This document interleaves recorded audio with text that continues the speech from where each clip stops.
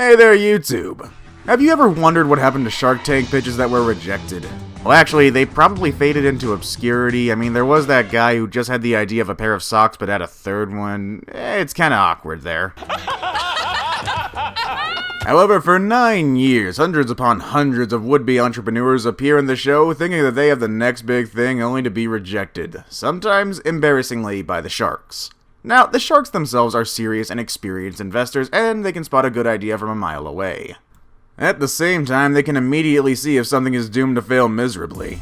Yet, there are times that the sharks have been proven wrong, leaving them regretting what could have been if they had only made a deal. Now, let's find out about these people who made it big without the sharks, so sit back, relax, and enjoy the success of others while watching the top 10 Shark Tank rejects that became successful. Number 10. The DoorBot. Back in 2013, inventor and entrepreneur Jamie Smirnoff appeared on Shark Tank to pitch his idea for a Wi-Fi-enabled electronic doorbell that lets house owners see who is at the door, called DoorBot. In his pitch, he was asking for a $700,000 investment for a 10% stake at his company. Now, just by looking at the title of this video, I'm pretty sure you don't need me to tell you that a deal wasn't made, right? So let's cut to the chase and find out what happened after the show. In a nutshell, Smirnoff went on with the company, even without the sharks backing him up. The airing of the episode brought a lot of attention to his company and, of course, an increase in sales. In an update clip aired in Shark Tank a few weeks after the deal, the company, now rechristened into Ring, had grown exponentially and had 1,300 employees, with a line of 10 products being sold in 1,600 stores. Now, this fact alone should have made the sharks regret their decision not to buy in with Smirnoff. However, one recent update probably left them banging their heads on walls. This year, Amazon is buying, or depending on when you are watching this video, has already bought Ring for $1 billion. Number 9. Copa de Vino. James Martin, creator of Copa de Vino, appeared and was rejected by the sharks in Shark Tank not only once, but twice. Copa de Vino is wine packaged in single-serve plastic cups that had a resealable lid. Martin actually earned the title of one of the most hated people that pitched their company in the show. His success only showed that personal feelings should not be involved when deciding what business is good or not. So, here's the story. After appearing on the show again twice and being rejected twice, would-be investors came flooding in, wanting a piece of what really looks like a good business model. Retail outlets also reached out offering Martin to sell his wine for him. To date, 38 million cups of Copa de Vino have been sold, earning Martin $12 million in sales for 2016 alone. The brand has also expanded to include Copa de Vino variety packs, t-shirts, beach coolers, and even an outdoor patio bar. Not bad for a guy who, as Mark Cuban said, he couldn't imagine working with on a daily basis. Number 8. Kodiak Cakes. Joel Clark, CEO of Kodiak Cakes, was barely making ends meet. He had borrowed $250,000 to keep his pancake mix company alive, and he even started several side hustles for extra cash. He had already consulted with a bankruptcy lawyer, clearly thinking of shutting the doors to his business, but a new recipe and an appearance on Shark Tank transformed the struggling startup into a booming business. Of course, the sharks did not invest in his venture. Clark, who initially wanted an investment of $500,000 in exchange for 10% of his business, ended up not making a deal primarily because his valuations were too high. His appearance on the show, however, were able to do wonders for his business. After his appearance on the show, Kodiak Cakes boomed in popularity, literally overnight. The brand has expanded from cakes to oatmeal and even ice cream and can now be found in all forms of media and is available in a wide variety of retail store locations. They even started a new line of product called Power Cakes, which caters to people who like a lot of protein in what they eat. Hey bruh, I'm so swole. Ugh, do you even eat pancakes, bruh? They are also now an official food of Weight Watchers, Diabetic Living, and Shape magazine. How are they doing financially, though? Well, thank you for asking. In 2017, they recorded a staggering $54 million in revenue. And to think that Clark once thought of filing for bankruptcy. I'm certain he did not regret his decision of biting his lip and pushing through. However, the sharks certainly are regretting it. Number 7. Hammer and Nails. Despite the name, owner Michael Elliott did not have a hardware store. It's actually a nail salon that is geared towards men. You don't think it would work? Well, the sharks didn't either. And actually, I think you would think it would work given the title of the video. He was looking for a $200,000 investment return for a 20% equity in his salon. Elliott wanted to use the money to start franchising out his business, to which the sharks, especially Mark Cuban, vehemently disagreed. Needless to say, the pitch went downhill from there, with O'Leary dismissing the idea, saying that it will never work. Oh, O'Leary, you poor, deluded rich soul, you. If only you knew how wrong you were. So, how is Hammer and Nails in 2018? Well, it is still up and growing. Like all the companies in this list, the major boost happened because of their appearance on the show. Elliot was immediately able to raise $200,000 from viewers of the show, and he was inundated with emails from people genuinely interested about getting a franchise from him. In fact, as of 2017, 183 franchises for Hammer and Nails have been sold. See, Sharks, the salon industry is not exclusive to women after all. Poor deluded old Rich O'Leary. Number 6. Bedjet.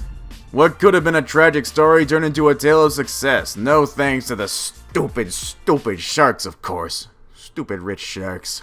Former NASA engineer Mark Aramley believed so much in his product that he mortgaged not only his house, but also his mom's house? Took out his life savings and maxed out all his credit cards in order to get his baby, the Bedjet, into mass production. Okay, Mark, I'm not going to tell you how to run your life, especially since apparently it's going pretty well, but don't mortgage your mom's house. That's your mom. She gave birth to you.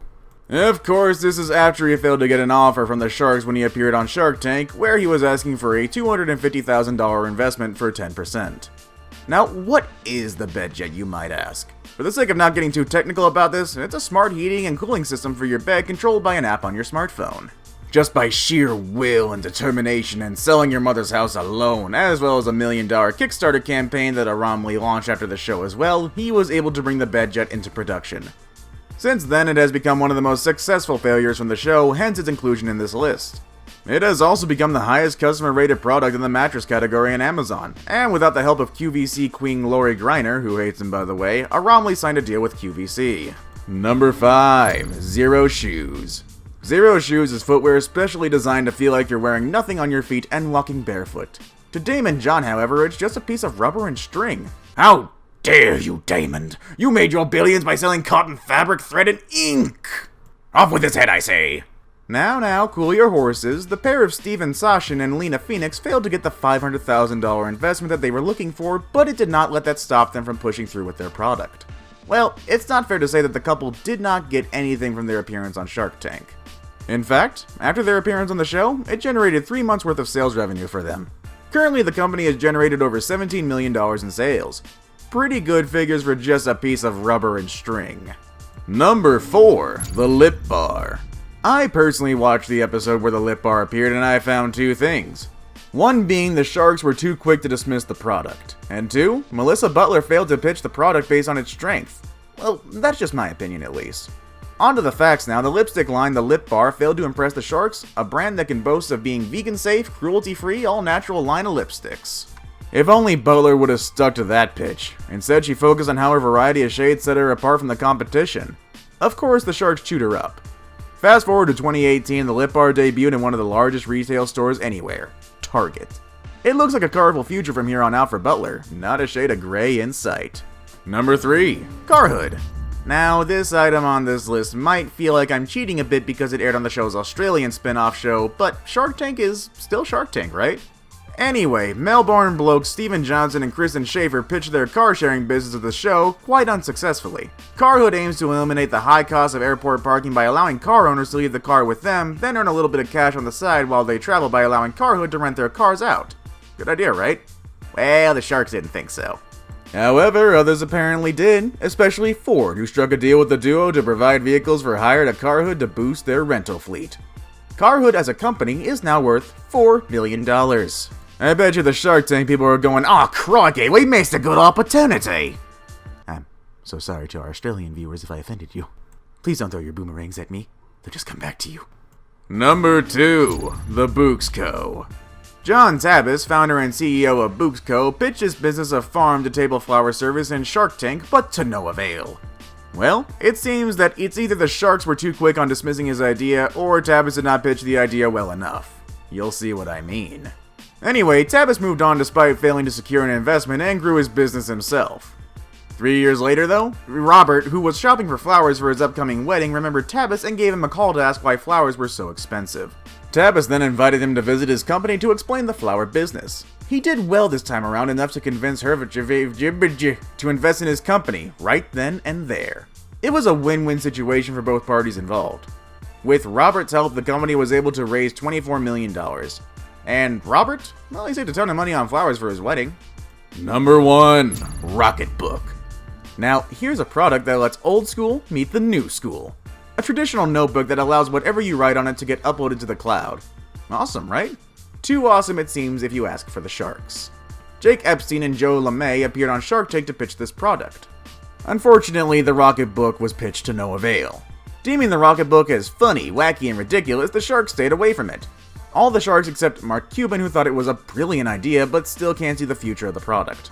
Well, looks like Epstein and LeMay didn't need the help of the sharks after all, as they were able to sell over 500,000 Rocketbooks after the show aired.